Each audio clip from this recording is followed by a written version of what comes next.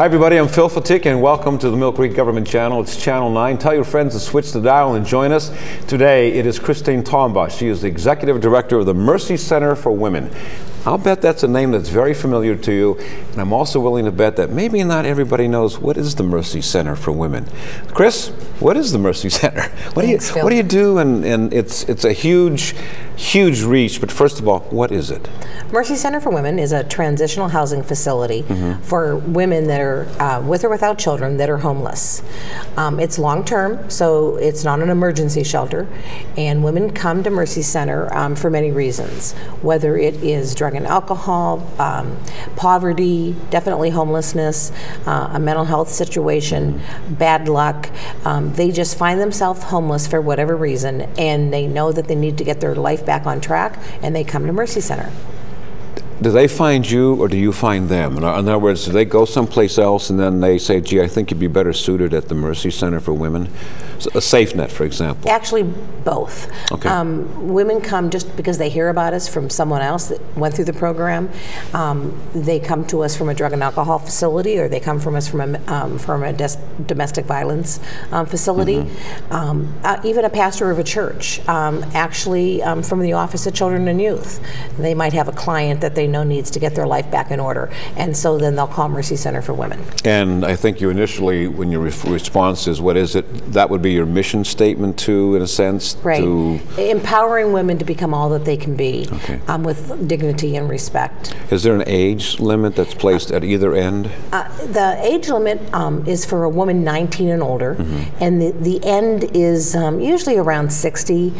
Somebody that's older than 60 in a situation, usually Mercy Center isn't really for them, because it's all about changing your life. And by the time you're 60, you want to retire. So, Yes, right. But, so it's 19 to around 60. Is there a religious connotation to it too?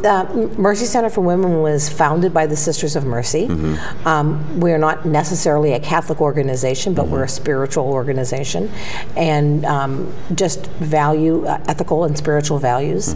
The Sisters of Mercy founded Mercy Center for Women back in the 80s, when they were realizing that there was a lot of homeless women on the streets and they needed to help. And the sisters were moving out of the convents and moving into neighborhoods. And out of the habits too. And yes, out of the habits, and just to be a positive influence on women. And so they started what was called Hope House, and it was more of an emergency shelter, and it was down on West 2nd Street. And so they had Hope House, and then they had Grow, a grass opportunity for women, just where you could go and you could get help with a job interview or clothing, or just you didn't know, you wanted parenting skills. And so what they did is they combined those two agencies around 1997 and moved to our location at 1039 East 27th. The Catholic Diocese had bought that building, and then the Sisters of Mercy bought it from them, and then they formed Mercy Center for Women. It's fair to say that if the religious community did not recognize this need, there still would be no place for these people?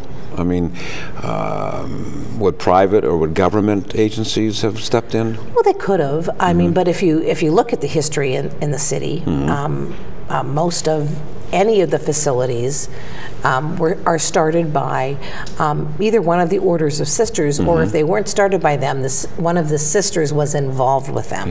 Even SafeNet, the Sisters of Mercy were involved with SafeNet in the beginning. Very driven toward that social involvement. Yeah, absolutely. Yes. My questions are many, and your answers are wonderful. Thank you for being here. How does someone live at Mercy Center? In other words, what is the process of the intake? Let's use me. Okay. Well, first of all, you're a man, so I know, you wouldn't. I know I wouldn't, but let's make it not abstract. But let's say that I needed to get out of a marriage, a relationship that was just physically and mentally abusing. And I have finally realized that I'm not the person to blame for this. I cannot anymore go to a safe house and call back up my spouse and go, oh honey, I'm so sorry, come pick me up. I didn't mean to offend you, but that's okay if you beat me up again. So what happens? How does Phil get to you? Well, there's an intake process, and so somebody would make their initial phone call. Coming to Mercy Center, they want to find out, how do I get into Mercy Center? Okay, and that number is? 455-4577. All right. And is there anything else that would be important, like a website or? Well, they could absolutely go to our website. Okay. And which that is www.mcwerie.org. Okay. And they can find Mercy Center for Women. Right. Okay. One more time. The website. mcwerie.org. One word. Right. Okay. So I know your phone number. You're in the phone book? We are in the phone book. Okay. So I found your phone number. I know you're on the web. Now what? You would come in, you'd call, we would set you up for an interview. We would have an interview process. Many questions, just finding out where you are in your life, where you want to go. And then through that interview process, we would do referrals. We would, you would probably have a referral agency or somebody that we could, just kind of talk to them about the situation.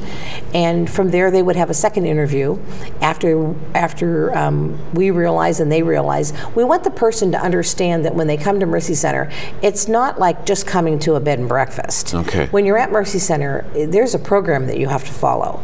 So, and it's your individual goals, whatever you need. For instance, maybe you're debt up to your eyeballs. So you need to work on paying off that debt. So that would be one of your goals. The other goal might be that you're in recovery and you need to stay in recovery. So you need help with that, to have somebody that would support you in your recovery process. So whatever your goals are, we would work with you on those goals. But the ultimate goal when you come to Mercy Center is you're changing your life so that you can move into permanent housing, because when a woman comes to Mercy Center, they're homeless. So the first goal is, from the day they walk in the door, is getting them to permanent housing, getting them to increase their income and increase their abilities to get a job, increase their self-esteem, increase their how to handle relationships, increase their parenting skills if that happens to be what they need. So it's we're the mentor, we're the teacher, we're the supporter. Two questions then. This is expensive. Where does the funding come from? And then who are the people that teach them how to do this? Or don't you do it in-house? Do you send them to some places to learn these things? So the first thing, where does your funding come from? Okay, our funding comes from many sources. We do get HUD funding through federal government. Housing and Urban Development. Correct. Okay. We get state and local fundings in different aspects. We get welfare funding for our Dress for Success program, and I'll talk a little bit about that later. And we individual donations, fundraisers, and the women that are at Mercy Center that live there, if they're able and if they have income, they also pay a fee. Okay. Okay. Do you then ask for, before we say you outsourced what these talents would be, do you also ask for volunteers to help you there? Absolutely. And the volunteers have to be sort of accredited? Is there a pecking order of what kind of credentials you can come to work here? Not necessarily. I mean, it depends on what that volunteer's desire, what they want to do, what their talents are. So we have volunteers that answer the phone. We have volunteers that help us sort clothes. We have volunteers that actually fill in as a house manager. Okay. We have volunteers that do yard work. We have volunteers that actually do a fundraiser for us. So there's many, many ways of volunteering. One thing that we don't do at Mercy Center is we talk about outsourcing. Anybody that is in a drug and alcohol program stays in an drug and alcohol program. So we are not duplicating services within the community. Okay. So they're involved still in whatever drug and alcohol program they're involved in. We are not counselors at Mercy Center. So many of the women that come to our doors have some type of a mental illness, major depression, maybe bipolar, something that they still need help with. So they continue to work with, whether it's Safe Harbor or Stairways, they continue to work with that counselor. So we're there as the support system, and then we work with the other agencies to fill in the gaps for the issues that they have. Domestic violence, we're not duplicating what SafeNet's doing. So if a woman is in a domestic violence situation, she would be going back to SafeNet for counseling. Okay. And she gets there, I assume she's homeless, she doesn't have any transportation. Is she public transportation, or do you have a bus that actually takes these people and picks them up? Some of the women have had cars that have come to Mercy Center, very few. But there is actually women that have come to Mercy Center homeless that actually have jobs. And for some reason they got evicted from their apartment, and so they find themselves homeless. They do use public transportation also. Let me define that term homeless. I found when I was teaching school that that's not what I thought it was, that you actually left the building and you had no place to go and you literally slept on the streets. Is that true? Or is there actually a shelter where they have, and you're classified as homeless? Homeless, let's say to me, is a woman or a man that does not have a home. A permanent residence? A permanent residence to live in. Okay.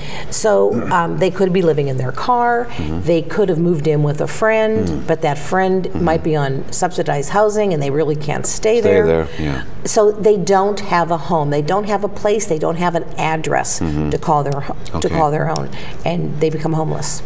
I'm going to jump to the bottom of my questions because you brought up homelessness. The population of homelessness in Erie is 50-50 men, women, or more men than women? I really can't tell you that if it's 50-50 men and women. I know that they say that the fast and growing segment of homelessness is women and children. And in Erie County, they'll talk about 1,500 homeless people, and the community. At any given time? At any given time. Okay. And people will say, well, I don't see people that are homeless, but the thing of it is all the shelters that are in Erie, those people are still considered homeless. There is people in Erie, men and women, that do live under the bridges, that do live in alleys, that do live in their cars, that do live in houses that don't have electricity or gas. And so if they have a home that is not fit for humans to live in, that would also be considered homeless. So Phil comes in, he's evaluated, he stays there. Does he eat there? He eats there, he sleeps there. Okay, all that money that you talked about that comes from either private or governmental sources helps feed them, clothe them. Correct. They go for counseling. Volunteers are asked to please, help out as any way you can. And then who determines that their length of stay is ended and that they're ready to go back out? It's a combination of themselves and their advocate. First of all, it's a 2-year program, and that is a stipulation from the HUD funding. So we can house somebody at Mercy Center for up to 2 years. The average is 15 months. It takes a process to go through the stages of the program, and simple stages as just the first stage, just kind of getting ready, knowing what the rules are at the house. Things like no smoking and getting up at a certain time, making sure your chores are done, making sure that if you're in recovery that you have a sponsor and that you're going to meetings, making sure if you have a mental health diagnosis that you're seeing the doctor and you're following up on your medication. If you're in school, making sure that you're going to school. And then the classes that Mercy Center has, we have self-esteem classes, we have parenting classes, financial assistance classes, building healthy relationships, just many, many classes that we offer through their stay. So they have to continue to do and go to all those classes. At the end of by the way, how many can you handle at capacity? We actually have 2 homes. We have Mercy Center for Women, and then we have Mercy Heritage House. And Mercy Center for Women, we have 13 family units that can stay at Mercy Center. And Mercy Heritage House, we have 5. Mercy Heritage House is for single women only. Okay. So usually they start out at Mercy Center and then they move into Mercy Heritage House. Okay. What if I'm not ready to go after 2 years? What if the evaluative team says, geez, Phil, you really haven't made much progress. We recommend Chris that, by the way, this is Chris Tombaugh from the Mercy Center for Women. She's the executive director. Phil shouldn't really be turned out. He really needs to, he's not done baking yet, Well, usually that doesn't happen because with the program, you have to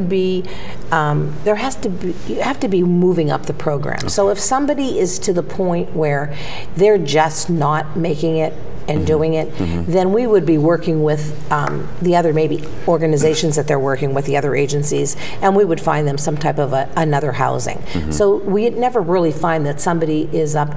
Once in a while, you might have somebody that their 2 years are up and their apartment's not ready. Okay. Section 8 has, maybe they're going into Section 8 and they're looking for an apartment. That happens very, very seldom. The whole HUD program is 2 years. That person would then go into our aftercare program. Okay. So once a woman's at Mercy Center, let's say she's at Mercy Center for 15 years, 15 months. Working with them, she moves out into her own, moves into her own home. We have an aftercare advocate that works with her in her home then, and we follow that woman for 2 years. And really, we follow them forever if they want us to. Sure. But we visit her in her home in the first 6 months every week. Then we go to twice a week, twice a month, and then once a month. So we're following through their progress. They know that we're always back there for a mentor and a support person for them. Oh, that's great. You mentioned family, so I'm assuming children, boys and girls, come there. How does that work? I mean, are we dealing with school-age children? School-age and babies.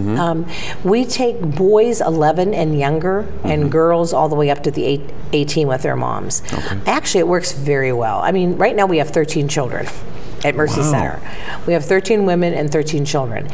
The children love Mercy Center because a lot of times it's that one stable unit that they've had in their life for a long time. If their mom happens to be a woman that was in addiction and she was active in her addiction, then the child suffers from that.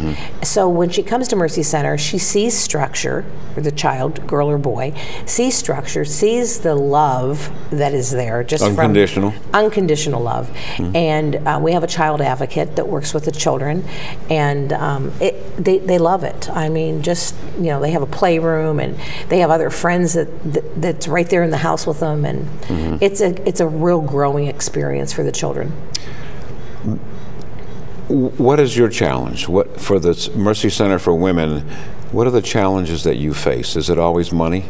Well, for Mercy Center, absolutely. I mean, your funding gets cut, or totally goes away, or percentages get cut. The economies, people just don't have the money to send in a $20 check or whatever. Fundraisers, the same thing. The agencies are all going to different organizations and different corporations for sponsorship. So it's that constant, getting the message out. Who Mercy Center is, I think, is another challenge, and the funding is a challenge. The other challenge for the women is so often agencies, the whole system of agencies, the government, the welfare department, everybody, we put such barriers on poor people. You have to do this to get this. You have to do this to get that. And in the barriers that we create because of our rules and regulations, a lot of times just keeps that person in poverty or homeless. So, that's another challenge of working together to come up with a good, seamless system that we can move people from poverty into home ownership, into their own apartment, affordable jobs. Everybody goes, well, there is jobs, but the jobs aren't they're not giving that woman an affordable wage. Another challenge, is a very severe challenge, is if a woman comes to Mercy Center, she gets her job, and she's on welfare, and she's has medical assistance. If she makes too much money, then her medical help goes away. And let's say that woman is bipolar. That woman needs her medication for bipolar. The employment whatever business that she went into doesn't have insurance to offer her. So the next thing you know, it's another vicious cycle, because all of a sudden she goes off of her medicine, she begins to see the symptom of her mental illness, she loses her job, and it goes back around. So working with government and working with all the political figures barriers, just getting them to understand that, you know, we have to somehow try to stop putting so many barriers, because that's what's eliminating the people from moving up the ladder. I really strongly believe that. Oh, I do too. I agree with you. You have to be qualified as being so poor to do something. You know, yeah, I understand what you're saying there very much. Again, this is Chris Tombaugh. She is the executive director of the Mercy Center for Women. You're located at 1039 East 27th Street. Now, can somebody from, let's say, outside of Erie County come, or is it only Erie County residents? It's different. It doesn't have to be Erie County. Okay. We've gotten women from down at there's a drug and alcohol facility down by Penn State, and we've had women from there. So it doesn't have to be Erie County. It can be anywhere. Can the courts place them there? Let's say they come in and they can't make it mandatory to come there, but they can strongly suggest. Okay, so you don't have criminals. These are not women who have been adjudicated and are not beating up. At one time or maybe another at one time, but not currently. Okay, they may have a record of that. Actually, HUD tells. The system of HUD says that any woman that is coming out of jail is not homeless. If she got pre-released. Now, a woman that maxed out her time is homeless. So we can't take somebody out of jail that hasn't maxed out their time, because to be in our program, they have to be homeless.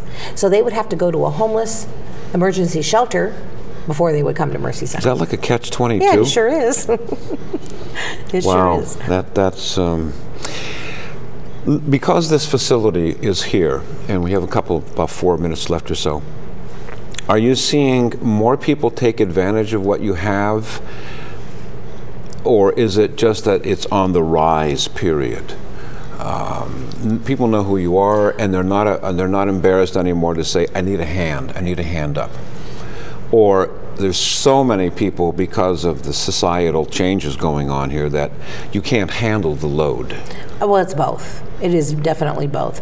I mean, we're almost always full, and if we're not full, somebody's moving out and somebody's moving in. We actually have a waiting list. So, but it is because times are hard, and then a woman gets to the place in her life where she says, I can't do this on my own anymore, I need help. There must be that circle that women know this. Is there a place then for men to go that would be a corresponding? It would be the city mission. I think the city mission is very comparable to they have their New Life program. So it's not just emergency. They have emergency, but they also have New Life. So there is places for men also. Yeah. Again, Chris Tombaugh from the Mercy Center for Women, and again, you do what for whom? Just to make sure that real nice and clear. And please, we need money and we need help. So the answer, do what to whom? You do need money and help. Well, we have a housing facility for homeless women with or without children.